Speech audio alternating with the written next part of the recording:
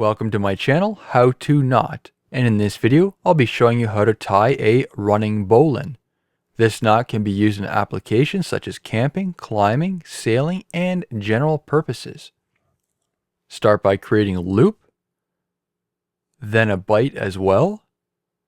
Pass the working end under the standing part. Feed it back through the loop.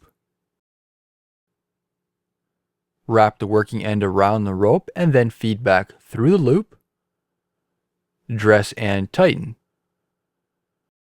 This knot has quite a few benefits, such as being easy to untie when exposed to a load, grips tightly, easy to slide, strong, and secure. Typically used by sailors to retrieve items when they have fallen overboard, but can also be used by climbers to hoist objects. This concludes the rest of my video. I hope you enjoyed it. Please be sure to hit the thumbs up button, and if you'd like to see more knot tying videos, subscribe to my channel. Thank you for watching.